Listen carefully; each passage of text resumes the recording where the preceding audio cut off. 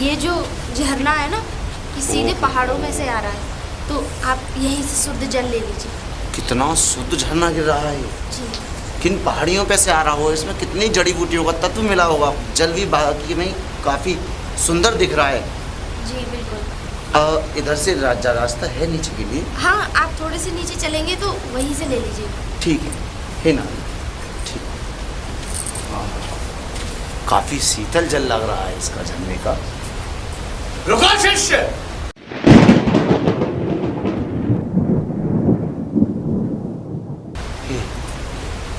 कौन ये हो? क्या कर रहे हो? हे गुरुवर, आप आकाशवाणी की बताएं प्रभु। मैं अपनी दीप दृष्टि से बात कर रहा हूँ शिष्य। जी बताएं प्रभु, बताएं। मैं ये कहना चाहता हूँ कि ये किस जल को भर रहे हो जो विषैला है? विषैला? ये तो हमें जो हमारा माली मिला था, उनकी धर्मपत्नी ने खुद हमको बताया, स्वयं हमें इस स्थान पर छोड़ के गए और कहा कि इसमें से जल लेके जाएं आप। नहीं, शुद्ध जल बताया था उन्होंने। ये एकदम विषैला जल है। विषैला जल है ये? और अगर तुमने इस जल को भरा जी, तो इस जल को भरने से पहले ही तुम नष्ट हो जाओगे। नष्ट? हाँ प्रभु, ये तो काफी पीड़िता वाली बात हो जाएगी। अब हम कैसे करेंगे प्रभु? हाँ शिष्य बोलो। ये तो बड़ी विपदा आन पड़ेगी ऐसे। अब ये बताएं तो मैं जल कहाँ से लेके आऊं प्रभु? तुम्हारे कदमों से थोड़ा पीछे जी एक जी। सरोवर है, सरोवर? वहां से तुम जल भर सकते हो शिष्य। हे गुरुवर, मेरे लिए मार्ग दृष्टि दिखाएं, मैं उधर जा सकूं। जाओ, निसंकोच होकर के जाओ, तुम्हें कोई छूटक नहीं सकता। जय हो, जैसे प्रभु आपकी इच्छा। जाओ। महाराज की जय हो, महाराज की जय हो। माली, आप अंदर आ सकते हैं। जी, कैसे आना हुआ? महाराज, दो ऋषि आए हुए हैं। एक उनमें जवान है और एक वृद्ध महाराज हैं। वृद्ध? वृद्ध। तो बताइए, हम क्या कर सकते हैं? तो वो अपने आप को वो बताते हैं कि हम ऋषि मुनि हैं, और अपने आप को एक बहुत बड़े वो बताते हैं विद्वान। मगर मुझे तो ऐसा लगता है कि हमारे बगीचे को नुकसान करने वाले लोग हैं। मुझे तो लगता नहीं है। रुकिए, शायद ये वही अलौकिक ऋषि हैं जिनके बारे में मैंने सुना था। तुम उन्हें यहाँ लेकर आओ, हम उनसे मिलना चाहेंगे। ठीक है महाराज, हम लेकर आते हैं। अभी जा सकते हो। वो भी हमारे राज्य में? तो बड़े ही सौभाग्यशाली है जो इतने बड़े ऋषि मुनि के दर्शन हमें मिलेंगे। हे शंभु, ये सब तेरी कृपा है जो इन्हें इस राज्य में लाकर तुमने खड़ा कर दिया। हो जाएंगे। अरे, आपके गुरुजी तो नहीं है हमारे बगीचे में, जहाँ हम उन्हें विश्राम के लिए कह के गए थे? गुरुदेव तो हमारे उसी वृक्ष के नीचे बैठे थे। नहीं नहीं, वहीं उन्होंने आराम किया है। अरे नहीं, वही नहीं है हमारे उसमें, हमारे बगीचे में नहीं है जहाँ हमने कहा था कि यहाँ विश्राम कीजिए, और हमें नहीं पता कहाँ गए हो। ये कहीं मायावी बगीचा तो नहीं है? नहीं, मायावी बगीचा नहीं है ये हमारे और आप कहाँ से आ रहे हैं? मैं तो जल की व्यवस्था लेने गया था। अरे तो यहाँ पर तो सरोवर है महाराज की, बहुत बड़ी। सरोवर के पास ही गया था, सरोवर के पास से ही मैं आ रहा था तो आप मिल गए। तो कहाँ है? महाराज को देख, गुरुदेव। हे माली, हमारे गुरुवर तो ये रहे। गुरु जी की जय हो, गुरु जी की जय हो। गुरु जी के चरणों में नमन, कोटि कोटि प्रणाम गुरुदेव। जय भोलेनाथ। जी गुरुदेव। लाइए, जल पिलवाइए शिष्य। जल?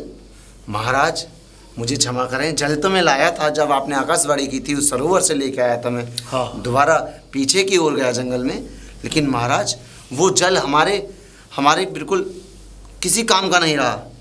वो जल इसमें से अदृश्य हो गया, उड़ गया। हाँ शिष्य, वो अदृश्य हो गया होगा, वो जल उड़ गया होगा वायु बन करके। वो कैसे महाराज? वो ऐसे शिष्य कि ये एक बड़े ही धर्मात्मी राजा का वन है गुरुदेव। और यहाँ का जल पीना हर किसी के नसीब में नहीं है, क्योंकि ये बड़े ही प्रतापी धर्मात्मी सत्यवादी राजा। ऐसे तो गुरुदेव हम पीड़ित होके मोचित हो सकते हैं अगर जल नहीं मिला तो। अच्छा शिष्य है जी। कोई बात नहीं, जैसा हमने तुम्हें बताया ये उन्हीं शक्तियों का प्रकोप है। जैसी प्रभु। वैसे माली, तुमने अपने राजा से जाकर के कहा? अरे गुरुजी, मैंने कह दिया और आपको बुलाया है। आप मेरे साथ चलिए महाराज के दरबार में। हमें लेकर के चलिए जरा अपने महाराज के पास। आओ गुरु। मेरा कमंडल दो। चलो। हाँ शिष्य। हाँ बताएं प्रभु। आज्ञा।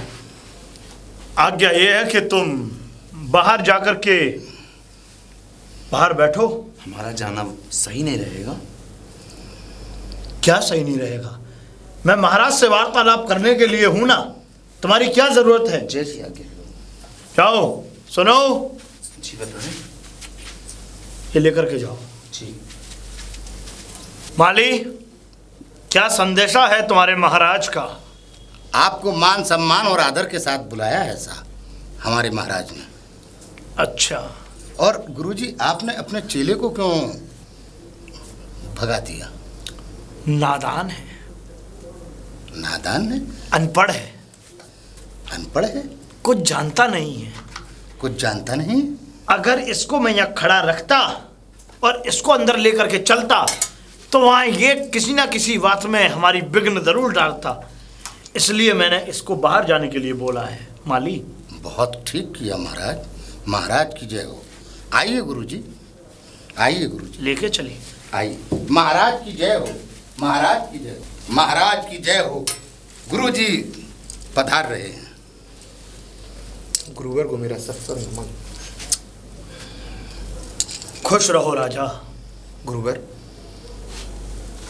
शायद कोई अच्छे कर्म किए होंगे हमने, जो आपके ये मधुर कमल चरण हमारे राज्य में पड़े। बताइए क्या आज्ञा है मेरे लिए? माली, तुम जा सकते हो।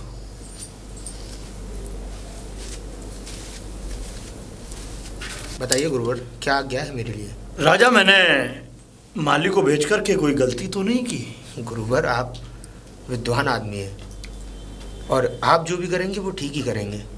देखिए राजन, आपकी प्रजा और आपका हक है, इसलिए मैंने पूछना अच्छा समझा है। बताइए गुरुवर। चलिए बात पे आते हैं। राजन, मैंने सुना है कि दूर दूर गांव-गांव तक बड़े ही चर्चे हैं कि राजा हरिश्चंद्र बड़े ही दानवानी और बड़े बड़े ही पुण्यकर्मी राजा आप कहलाए जाते हैं। गुरुवर, ये तो प्रजा का कहना है। मुझ पर दान देने के लिए, मेरे पास दान देने के लिए है ही क्या?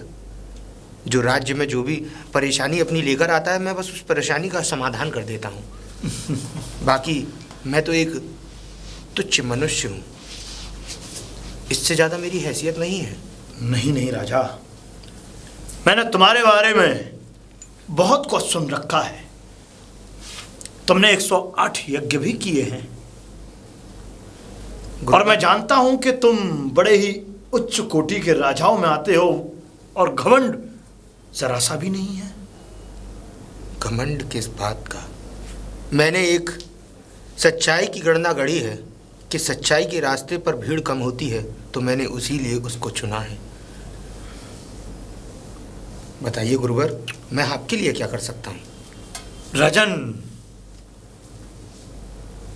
हम तुम्हारे इस व्यवहार से बड़े ही खुश हुए हैं। जी मुनिवर।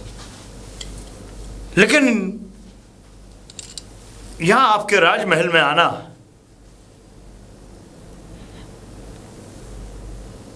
हमारा एक कारण है। कारण? कैसा कारण गुरुवर? हाँ राजन, कारण यह है कि हमें। जी गुरुवर, बताइए क्या आज्ञा है मेरे लिए? क्या कर सकता हूँ मैं आपके लिए? हमें कुछ मांगना था राजन आपसे। गुरुवर, मांगिए।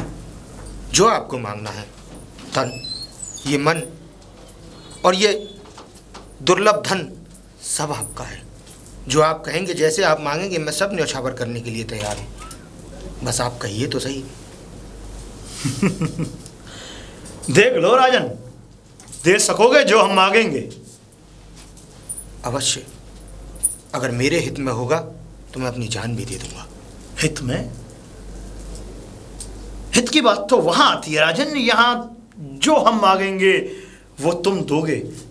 कहीं हमने कुछ और मांग लिया, क्या तुम उसे देने में समर्थ रहोगे? गुरुवर, मैं अपनी तरफ से पूरी कोशिश करूंगा कि मैं आपको सब कुछ दे सकूं। मैं आपको वचन देता हूं, मैं अपनी बात से नहीं मुकरूंगा। फिर एक बार सोच लो राजन, फिर एक बार सोच लो। सोच लिया। कहीं तुम कोई बहुत बड़ी गलती तो नहीं कर रहे? नहीं महाराज, मुझे नहीं लगता मैं कोई गलती कर रहा हूं। अगर किसी को कुछ देने लायक हूं तो ये मेरा सौभाग्य है, और मैं सौभाग्य स्वरूप अपनी सारी जिंदगी की जो भी धन दौलत है सब कुछ न्यौछावर कर सकता हूं, अपनी जान से लेकर सब कुछ। हमें ये सुनकर के बहुत अच्छा लगा राजन। बताइए, क्या आज्ञा है मेरे लिए? पहले तो आप हमें 3 वचन दीजिए। वचन? जी गुरुवर।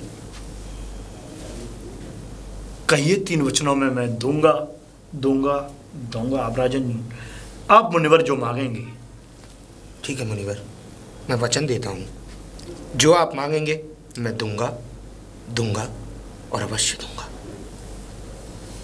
गुरुवर, और बताइए, इसके अलावा मैं आपकी और क्या आज्ञा का पालन कर सकता हूँ? राजन, मैंने जो जो कहा वो तुमने सारी मेरी आज्ञा का पालन किया। जी गुरुवर।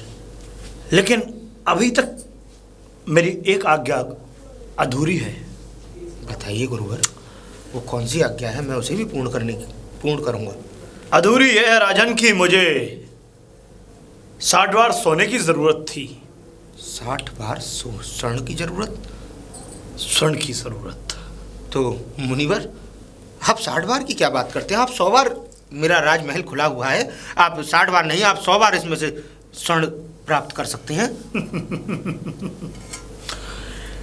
राजन, भूल चुके हो तुम कि इस राजमहल को भी आपने मुझे सौंप ही दिया है। जी मुनिवर। याद करो अपना वचन। तो ये राजमहल आपका रहा कहां से? जी मुनिवर। इसलिए मुझे 60 बार सोने की जरूरत है। क्या देने में सक्षम हो पाओगे राजन? जी मुनिवर। अगर नहीं हो तो मना भी कर सकती हो। नहीं मुनिवर, मैंने आपको वचन दिया है। देख लो। और मैं अपने वचन से नहीं हटूंगा और आपका वचन को पूर्ण जरूर करूंगा। देखिए, मेरे पास अब कुछ बचा तो नहीं है, क्योंकि राजमहल आपका हो गया तो जाहिर सी बात है कि इसकी सारी स्वर्ण मुद्राएं और इसका सारा खजाना आपका हुआ, ये राज्य आपका हुआ। लेकिन हाँ, मैं अपनी रानी से बात करता हूँ। हाँ, क्यों नहीं। एक बार अपनी पत्नी से भी पूछ लो, अपने पुत्र से भी पूछ लो, और भी अगर तुम्हारे इस राजमहल का कोई सदस्य जिससे तुम सलाह मशवरा करते हो उससे भी एक बार जाकर के पूछो। जी मुनिवर, अगर स्वर्ण मुद्राएं देने में असमर्थ रहा तो मेरी पत्नी और मेरा बेटा आपका कर्ज चुकाएगा, और हम सब मिलकर, चाहे हमारे खून का एक एक कतरा क्यों ना बह जाए, लेकिन आपको 60 बार स्वर्ण प्राप्त जरूर होगा। ठीक है राजन, जाओ और अपनी पत्नी से जाकर पूछ करके आओ। जैसी आज्ञा मुनिवर। जाओ राजन।